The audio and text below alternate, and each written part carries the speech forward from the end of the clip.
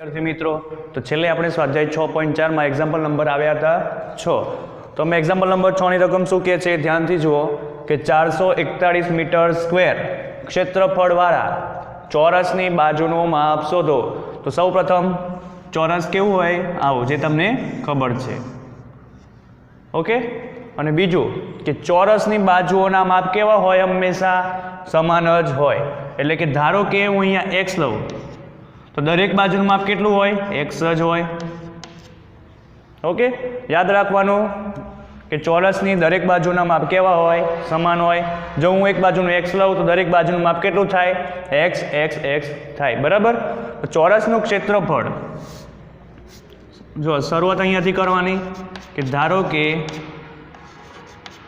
ચોરસની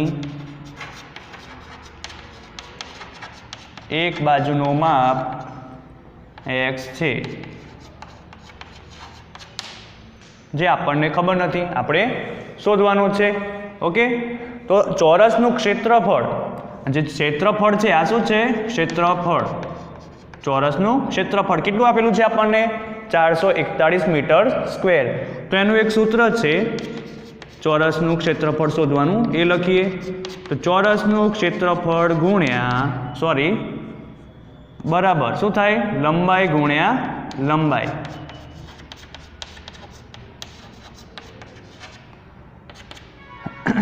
તો આ લંબાઈ છે કેટલી આપેલી છે x લીધી ને એક બાજુનું માપ x છે એટલે કે ચોરસની એક લંબાઈ કેટલી છે x તો લંબાઈ x લઈએ ગુણ્યા બધી x જ છે લંબાઈ x લીધી તો અહીંયા પણ કેટલી આવશે x તો શું થશે x સ્ક્વેર ત્યારબાદ ચોરસનું ક્ષેત્રફળ આપણને આપેલું છે 441 તો અહીંયા લખીશું 441 અહીંયા આપણને આપેલું જ છે ક્ષેત્રફળ જે મેં અહીંયા ચોરસનું ક્ષેત્રફળ બરાબર કરીને લખી દીધા 441 હવે x સ્ક્વેર બરાબર શું મળ્યું મને 441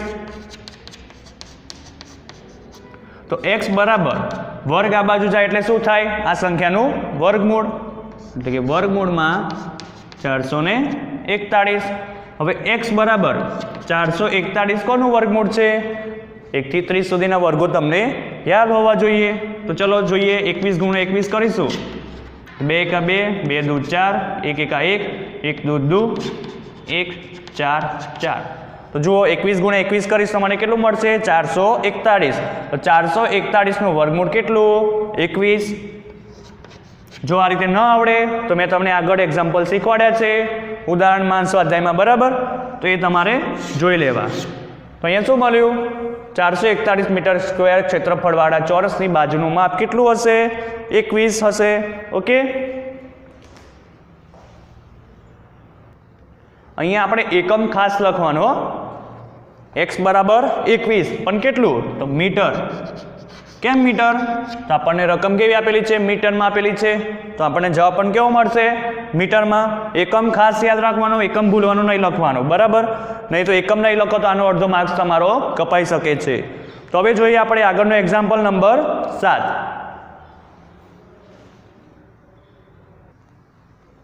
તો અહીંયા જુઓ સાતમાની રકમ આપણને આપેલી છે કે કાટકોણ ત્રિકોણ એબીસીમાં ખૂણો બી બરાબર કેટલો છે 90 અંશનો કાટકોણ ત્રિકોણ કેવો હોય 90 અંશનો જ હોય છે જો યાદ ના હોય તો યાદ રાખી લેજો કે કાટકોણ ત્રિકોણ હંમેશા 90 અંશનો જ હોય છે તો કાટકોણ ત્રિકોણ એબીસીમાં ખૂણો બી બરાબર 90 છે તો સૌપ્રથમ આપણી આકૃતિ દોરી દઈએ તો કાટકોણ ત્રિકોણ કેવો હોય ધ્યાનથી જુઓ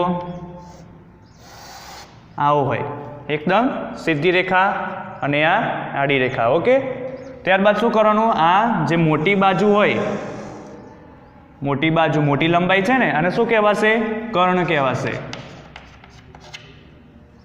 ઓકે તો અહીંયા આપણે જો નામ આપી દઈએ એબીસી કીધું છે ને તો અહીંયા એ નામ આપીએ આ ખૂણાનું નામ બી આપીએ આ ખૂણાનું નામ આપીએ સી અને ખૂણો બી બરાબર કેટલો છે 90 અંશનો એટલે કે 90 અંશનો ખૂણો છે અહીંયા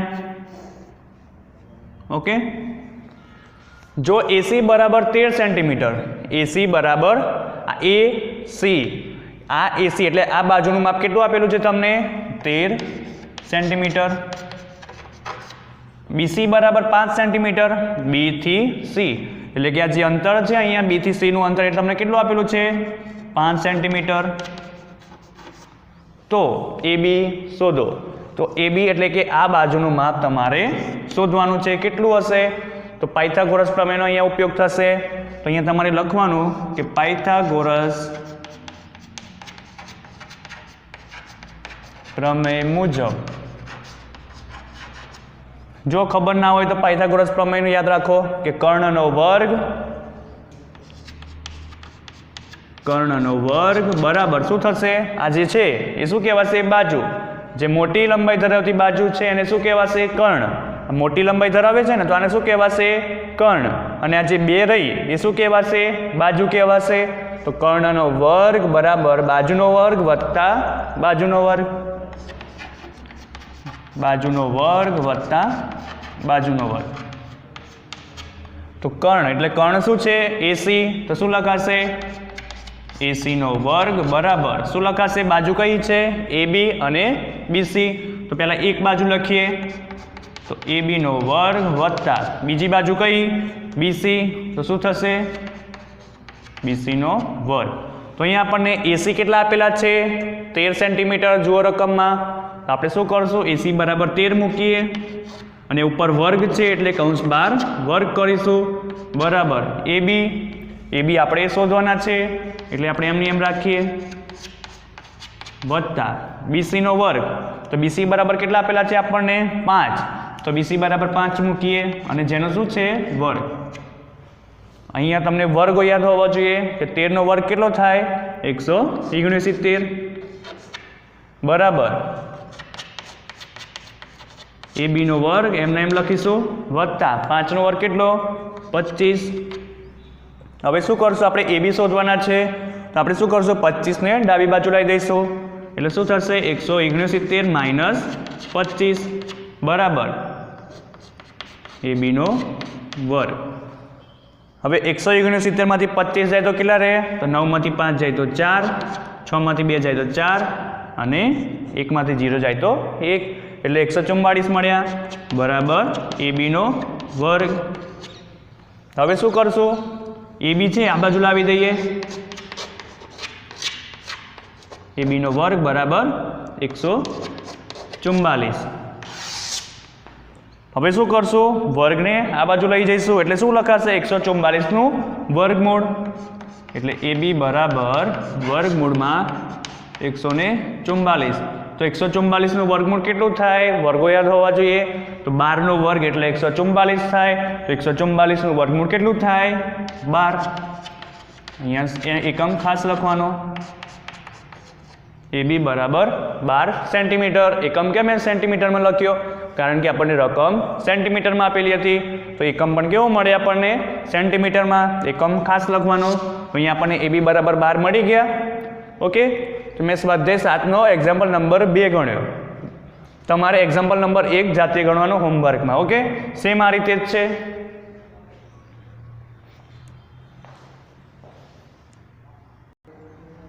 ચલો વિદ્યાર્થી મિત્રો હવે જોઈએ એક્ઝામ્પલ નંબર 8. તો એક્ઝામ્પલ નંબર 8 તમને આવડશે તો જ એક્ઝામ્પલ નંબર 9 આવડશે, જે તમારે હોમવર્કમાં કરવાનો રહેશે. સેમ આના જેવો જ છે. અહીંયા તમે ધ્યાનથી નજર નાખો કે શું કીધું છે કે એક માળી પાસે કેટલા છોડ છે? 1000 છોડ છે. તે આ છોડને એવી રીતે રોપવા માંગે છે કે બગીચામાં હાર અને સ્તંભ. હાર એટલે આડી લાઈનમાં અને સ્તંભ એટલે ઊભી લાઈનો બરાબર. હાર અને સ્તંભોની સંખ્યા કેવી મળે? સમાન મળે. તો માળીને તેના માટે હજુ ઓછામાં ઓછા કેટલા છોડ વધુ જોઈએ? તો અહીંયા જુઓ 1000 છે અહીંયા અને શું કીધું છે? હાર અને સ્તંભોની સંખ્યા સમાન મળે. ધારો કે આ હાર છે 5 છે તો સ્તંભમાં પણ કેટલા હોવા જોઈએ? 5 જ હોવા જોઈએ. 1 2 3 4 5. 1 2 3 4.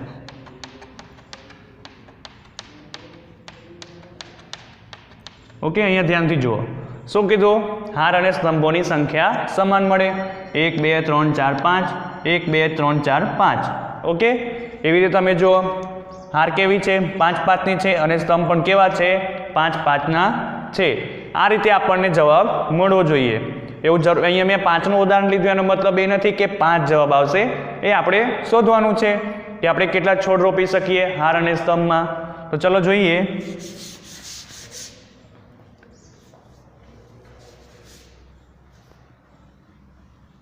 ધારો કે ઊભા સ્તંભમાં x છોડ રોપે છે.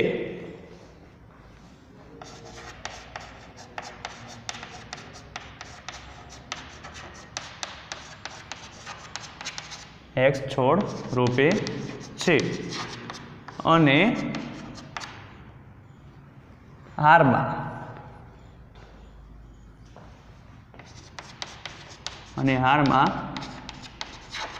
x છોડ રોપે છે. કેમ મેં બંનેમાં x લીધા? કારણ કે આપણને શું કીધું હતું કે બગીચામાં હાર અને સ્તંભોની સંખ્યા સમાન મળે.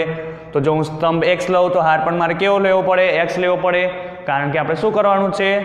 સમાન કરવાના છે. શું કીધું છે? હાર અને સ્તંભોની સંખ્યા સમાન મળે. તો મેં અહીંયા ધારે છે ઊભા સ્તંભમાં x છોડ રોપે છે અને હારમાં પણ x છોડ રોપે છે. જો મને સ્તંભ x ધારો કે 20 મળે છોડ, બરાબર, તો હાર પણ કેટલા મળવાના? 20 જ મળવાના. કારણ કે આપણે શું કરવાનું છે? હાર અને સ્તંભોની સંખ્યા સમાન કરવાની છે. તો શું થશે? કુલ છોડ બરાબર શું થશે? x ગુણ્યા x થશે.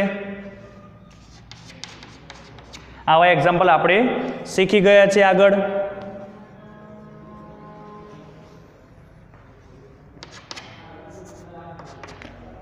તો કુલ છોડ આપણી પાસે કેટલા છે? 1000. તો અહીંયા લખો 1000. x ગુણ્યા x એટલે કે x સ્ક્વેર. હવે x સ્ક્વેર હું આ બાજુ લાવી દઉં, 1000 પેલી બાજુ લઈ જાઉં. હવે વર્ગમૂળ નીકળશે. હવે તમે જુઓ, મેં તમને શું કીધું હતું કે અહીંયા જો 3 અંકની સંખ્યા છે તો આ સંખ્યાનું વર્ગમૂળ નીકળી શકશે નહીં. ઓકે. જો ધારો કે 2 અંકની સંખ્યા પાછળ 2 અંક હોય 0, ધારો કે 100 હોત, 0 કેટલા છે? 2, તો આનું વર્ગમૂળ નીકળી શકે. પછી છે 10000, તો જુઓ 0 કેટલા છે? 2 2 એટલે કે બેકી સંખ્યામાં હોવા જોઈએ શૂન્યો, તો એમનું વર્ગમૂળ નીકળી શકે. પણ અહીંયા એકી સંખ્યામાં છે શૂન્યો, તો આનું વર્ગમૂળ નીકળી શકશે નહીં. તો ચલો અહીંયા શું કરશું આપણે? ભાગાકાર રીતે જોઈએ. હવે તો 1000 ભાગ્યા કરીએ. શેના વડે ભાગશું? તો વર્ગો યાદ હોવા જોઈએ. 1 ગુણ્યા 1 એટલે કે 1 નો વર્ગ 1, 2 ગુણ્યા 2 એટલે કે 4, 3 ગુણ્યા 3 એટલે કે 9. ઓકે. અને 4 ગુણ્યા 4 એટલે કે 16. બીજું શું કીધું તમે? અહીંયા ભાગાકાર કરવો હોય તો શું કરવાનું? 2 અંક ઉપર લીટી દોરવાની. તો હવે કેટલા છે? અહીંયા 10 છે. તો સૌપ્રથમ આ સંખ્યાનો ભાગાકાર કરશું. તો અહીંયા તમે વર્ગો જુઓ તો ક્યાં તમને 10 મળે છે? તો અહીંયા તમને 10 મળતા નથી. તો 10થી વધી ના જવા જોઈએ, 10થી વધી ન જોવા જોઈએ, બરાબર. તો અહીંયા તમે જુઓ 1 નો વર્ગ 1, 2 નો વર્ગ 4, 3 નો વર્ગ 9, 4 નો વર્ગ 16. 10થી કેવા વધી જાય છે? તો એની ઉપરની સંખ્યા લેવાની, એટલે કે 3 ગુણ્યા 3 બરાબર 9. એટલે કે 3 વડે ભાગ ચલાવીશું. 3 ગુણ્યા 3 એટલે કે 9. 10 માંથી 9 જાય તો 1, અને બંને 0 નીચે ઉતારી દેવાના. હવે શું કરવાનું? ભાગફળ પર મેં કેટલા લખ્યા? 3 લખ્યા છે. તો અહીંયા નીચે ઉતારી દઈશું અને એને સરવાળો કરશું. હવે પ્રશ્ન એ થાય કે 6 ની બાજુમાં કઈ સંખ્યા લખીશું? તો અહીંયા તમે જુઓ એકમનો અંક કેવો છે? 0 છે. એકમનો અંક કેવો છે?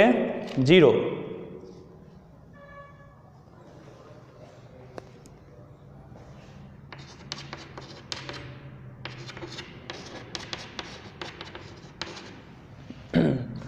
તો અહીંયા તમે જુઓ જે વર્ગો લખીશું 1 થી 9 સુધીના, એમાં એક પણ સંખ્યાનો એવો વર્ગ કરવાથી, એક બી સંખ્યાનો વર્ગ કરવાથી આપણને એકમનો અંક 0 મળશે નહીં. તો અહીંયા જુઓ 100 છે, તો આની બાજુમાં હું કેટલા લખું? તો મને 100 મળે, અથવા તો 100 કરતાં નીચી સંખ્યા મળે. તો અહીંયા જુઓ હું અહીંયા 1 લખીશ. સૌપ્રથમ 1 લખીશ તો 61 ગુણ્યા 1. 6 ની બાજુમાં જે લખીએ એના વડે જ ગુણાકાર કરવાનો. તો 6 ની બાજુમાં મેં 1 લખ્યો, તો 1 વડે જ ગુણાકાર કરીશ. તો 1 એકા 1, 1 6 6, તો 61 મળ્યો મને. ત્યારબાદ શું કરીશ? હવે 2 મૂકી જોઈશ, 6 ની બાજુમાં 2 મૂકું અને 2 વડે ગુણાકાર કરીશ એટલે કે 2 દૂ 4, 2 છંગ 12. અહીંયા શું થાય છે 100 કરતાં સંખ્યા કેવી વધી જાય છે એટલે આપણે શું કરશું 1 જોડે જ ગુણાકાર કરશું એટલે કે 6 જોડે કેટલા મૂકીશું 1 મૂકીશું તો 6 ની બાજુમાં 1 મૂકીએ તો 61 ગુણ્યા 1 એટલે કે 61. 10 માંથી 1 જાય તો 9, 9 માંથી 6 જાય તો 3 અને આ 0. તો અહીંયા આપણને શેષ કેટલી મળી 39 મળી. એનો મતલબ એમ થાય છે કે 1000 નું વર્ગમૂળ 31 થતું નથી. તો અહીંયા આપણે શું કરશું આગળ એક્ઝામ્પલ મેં ચલાવી દીધા એક્ઝામ્પલ નંબર 4 અને 5 એ પ્રમાણે કરવાનું છે.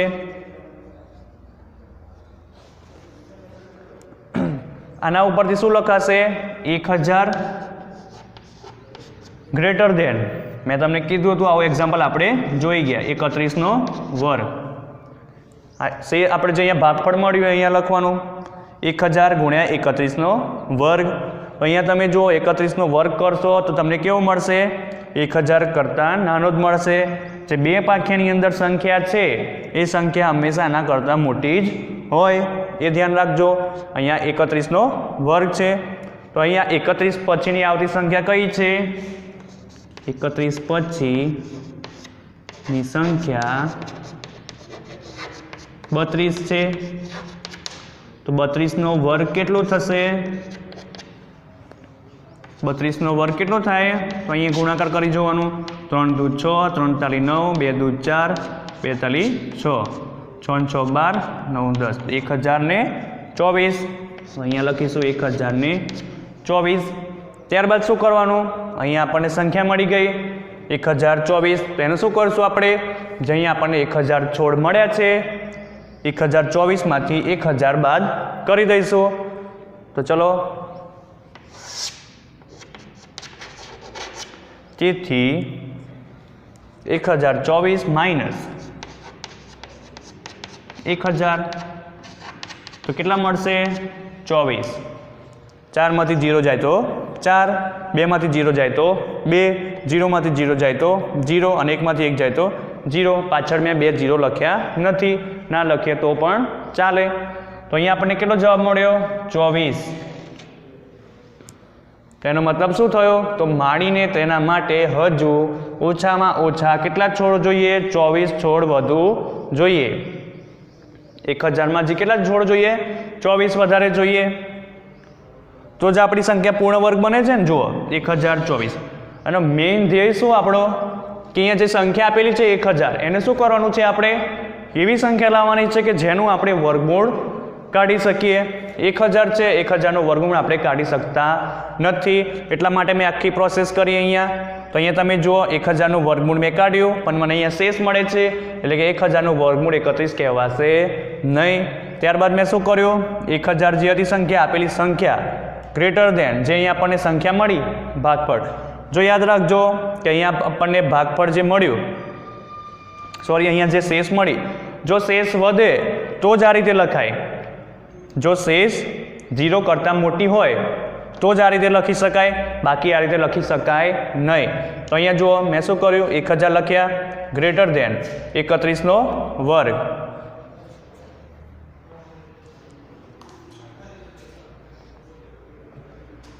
જો અહીંયા મેં શું કર્યું 1000 લખ્યા 1000 મેં નીચે લખ્યા ગ્રેટર ધેન 31 ક્યાંથી લખ્યા તો અહીંયા 31 નો વર્ગ. ઓકે 31 નો વર્ગ કરીશ તો મને કેવું મળશે 1000 કરતાં નાની સંખ્યા મળશે. પછી 31 પછીની સંખ્યા લેવાની તો 31 પછીની સંખ્યા કેટલી છે 32 છે. તો 32 નો તમે વર્ગ કરી જુઓ તો 32 નો વર્ગ કેટલો થશે 1024 થશે. 1024 થશે.